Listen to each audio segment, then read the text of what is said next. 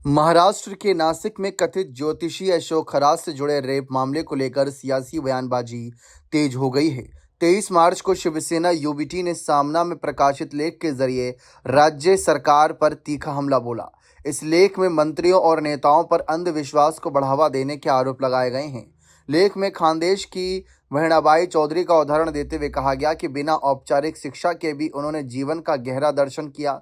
उन्होंने ज्योतिष और अंधविश्वास से दूरी बनाए रखने की बात कही थी। उनकी कविताओं के जरिए यह संदेश दिया गया कि भाग्य रेखाओं से नहीं बल्कि कर्म और आत्मविश्वास से तय होता है। लेख में तंज कसते हुए लिखा गया कि देवेंद्र फडणवीस मंत्रिमंडल के अधिकांश मंत्रियों और विधायकों को खानदेश की बहनाबाई चौधरी का नाम शायद ही पता हो। लेख में कहा गया कि अशोक खरात नामक कथित जाट ज्योतिषी ने ज्योतिष और तंत्र मंत्र के नाम पर कई महिलाओं का शोषण किया। खरात को अब उसके कारनामों के चलते गिरफ्तार किया गया है। कार्रवाई समय पर हुई होती तो कई महिलाओं की आबरू बच जाती। उसने क्या पाखंड किया ये जांच में सिद्ध होगा, लेकिन ज्योतिष, अघोरी, धार्मिक अनुष्ठान, भविष्य आदि के नाम पर उसने कई महिलाओं का शोषण किया जो भयानक है। वहीं लेख में निशाना साधते हुए कहा गया कि राज्य मंत्रिमंडल के रसूखदार लोग खरात के दरबार में हाजिरी लगा रहे हैं। मुख्यमंत्री, उप मुख्यमंत्री, राज्य महिला आयोग की अध्यक्ष उसमें शामिल हैं। देश के गृह मंत्री अमित शाह से लेकर सत्ता पक्ष के कई लोग अशोक खरात के प्रशंसक थे।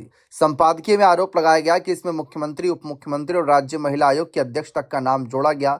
लेख में यह भी कहा गया कि केवल अकेले राज्य महिला आयोग की अध्यक्ष रूपाली चाकणकर का इस्तीफा लेकर मामला दबाया नहीं जा सकता। महाराष्ट्र और कुल मिलाकर देश में ही अंधविश्वास का उथला कोलाहल जारी है और यह सब हिंदुत्व के नाम पर चलाया जा रहा है। लेख में आगे लिखा कि आसाराम एक समय बीजेपी और कई राजनेताओं का सदगुरु था। बड़े बड़े नेता उनके चरणों में लीन हुए थे।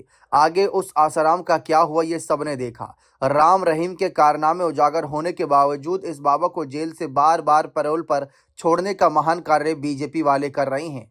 लेख में यह भी कहा गया कि जिन्होंने आत्मविश्वास खो दिया है वे ज्योतिष और कर्मकांड के पीछे भागते हैं। खरात जैसे ज्योतिषी और उनके राजनीतिक भक्त बेमौसम बारिश, ओलावृष्टि को अपनी तंत्र विद्या से नहीं रोक सकते।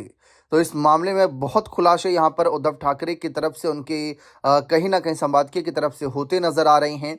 लेकिन चौंकाने वाली बात यह है कि इस मामले पर देवेंद्र फडणवीस ने साफ कहा है कि कार्रवाई में कोई ढील नहीं बरती जाएगी। एक नाथ शिंदे की तस्वीर सामने आई थी अशोक खरात की। उसके बाद काफी मामला बढ़ा कि महिला आयोग के अध्यक्ष के इस्तीफे के बाद क्या कोई और बड़े नेताओं का इस्तीफा देखने को मिलेगा? क्या इस मामले को इसी तरीके से दबाया जाएगा या इस मामले में और भी खुलासे होंगे? अब ये मामले पर नजर बनी हुई है। देखते हैं आगे क्या कुछ चौंकाने वाली खबरें सामने आती हैं। बने रहें चैनल के साथ। बहुत बहुत शुक्रिया।